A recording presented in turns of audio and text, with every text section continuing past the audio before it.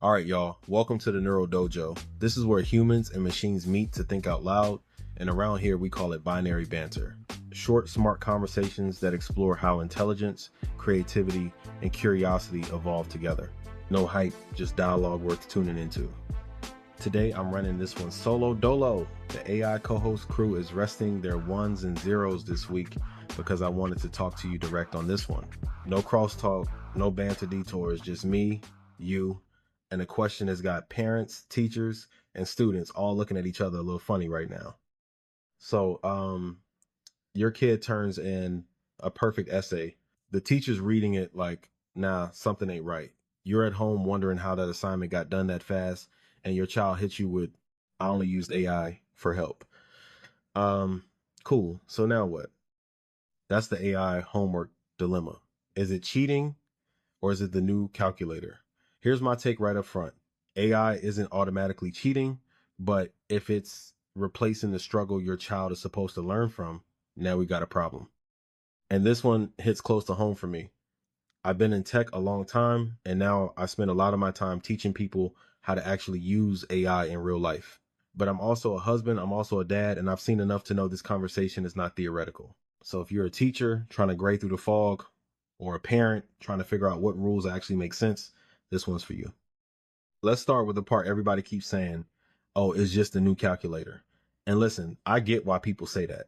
Folks used to think calculators were cheating. Then people acted like Google was cheating for research. And now here we are with AI. So on the surface, I understand the comparison. But let's call a spade a spade. A calculator helps you solve a problem. It doesn't write your whole essay, fake a creative story, or sound like a human. AI does. That's a big difference. And that difference is exactly why this debate isn't going away anytime soon. See, a calculator speeds up the work, but I mean, it can make it look like the work was already done by somebody smart, polished, and confident. That's why this feels different for parents and teachers. The issue isn't just speed. The issue is that AI can make a student look more skilled than they really are. And let me play with that calculator idea a little more. AI is 100% a multiplier. But here's the thing, you're the starting number. Think about it this way, if you multiply anything by zero on a calculator, what do you get? Nothing. Every time. But AI is different. AI can take that same nothing and dress it up so well that it fools you into thinking it's something.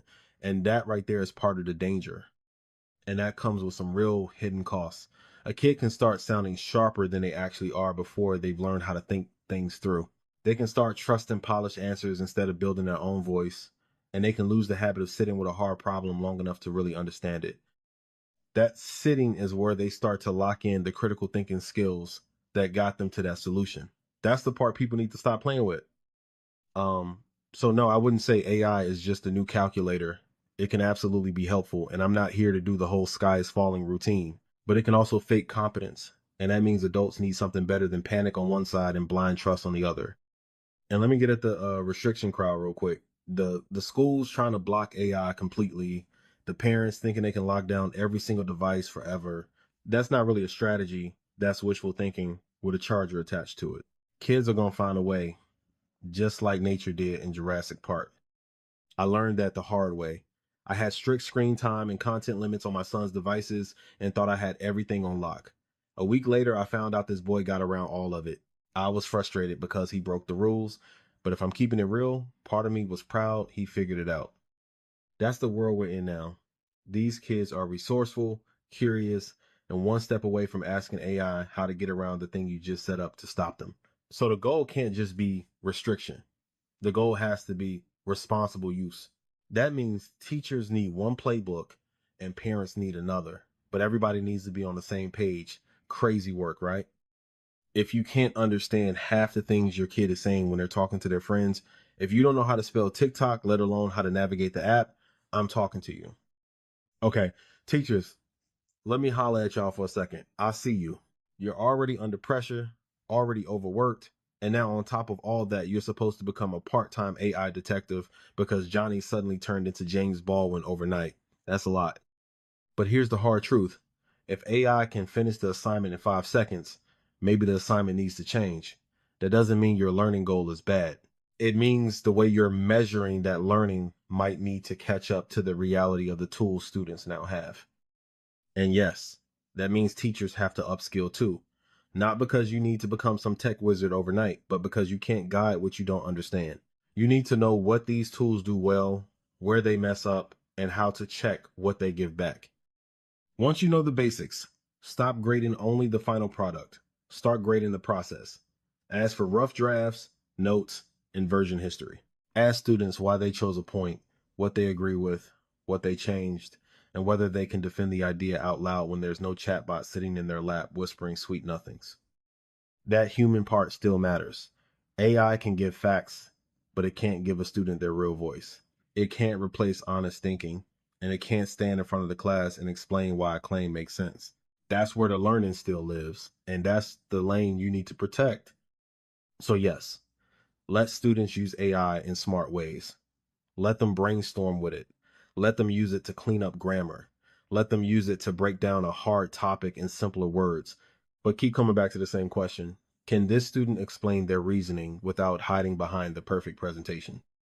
Because that's what class participation looks like now. Not just did you do the assignment, but can you defend your thinking? Can you spot what's wrong? Can you tell me what you agree with and what you don't? If they can do that, now we're talking about really learning. All right, to my fellow parents. Now let me slide over to your side of the house. I already know some of y'all are like, KT, I've got enough on my plate already, and that's fair. Life is lifing, bills are billing, schedules are scheduling, and now AI wants a seat at the table too. But here's the thing. A lot of parents already feel pressure to learn AI for work, business, or just to keep from getting left behind. So bring that learning home. As you start figuring out what AI is and how it works, help your kids build a healthy relationship with it too. You don't have to be a tech genius. You don't need to know all the tools. You just need to understand the basics and stay involved. Your job isn't to make AI disappear. Your job is to teach your child how to use it without letting it hijack their brain. The simplest rule I can give you is this. Use AI like a study buddy, not a ghostwriter. If your kid gets stuck on math, the old way was you sitting there staring at the book trying to remember how you learned it back in the day, only to get hit with, that's not how my teacher showed us. Meanwhile, you're like, fam, last time I checked, 2 plus 2 still equals 4. The new move is asking AI to explain the problem step by step without giving the final answer. You can even tell it to use the same method the teacher taught in class. Now that's useful. That's support. That's not cheating. But let's keep it real. There still have to be boundaries. AI is for getting unstuck. AI is for breaking down hard ideas.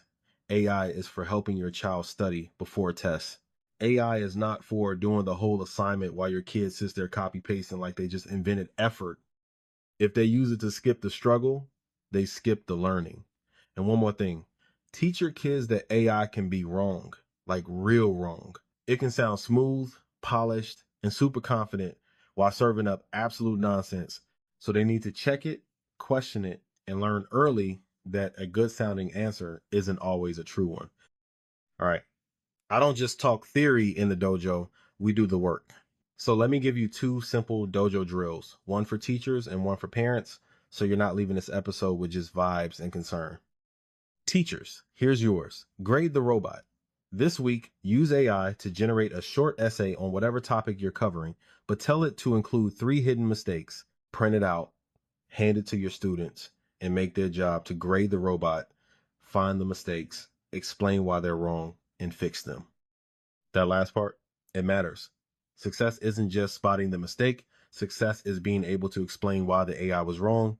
That builds critical thinking, and it teaches students not to trust polished output just because it showed up dressed nice. Parents, yours is the Copilot Chat. Tonight, sit down with your kiddo while they're doing homework and ask them to show you how they use AI. Don't start with judgment, start with curiosity. You're trying to learn how they think, not just catch them slipping. Then make one simple house rule together. Something like you can use AI to build an outline or explain where you got stuck, but you got to write the final answer in your own words. That's the win right there. Your child is getting support, but they're not disappearing from the work. Their brain stays in charge and AI stays in the passenger seat. So where do I land? AI isn't automatically cheating, but if it replaces the thinking, that's where I've got an issue. Don't teach kids to fear AI. Teach them to use it without handing over their brain. Teachers, I want to hear from y'all. What's the hardest part of this shift for you right now? Parents, what rules are you setting at home? Drop it in the comments and share this with a teacher or parent who needs it, because this conversation isn't going away. And give yourself some grace with this. It's new, it's moving fast, and it can feel like a lot. You don't have to get it perfect overnight. Progress matters more than panic. If you need help, hit me up. I've consulted with teachers and parents on this. Just reach out. And with that, we'll call it. You've been listening to the Neuro Dojo, where binary banter meets mindful conversation. If something sparked your curiosity, share it, tag a friend or 10, and keep the dialogue going. Thanks for watching. Hit the likes and subs. Get that algo on our side. There are a ton of people out there that need to hear this. Help me help them. Until next time, stay curious, stay balanced, and keep training your mind. Peace.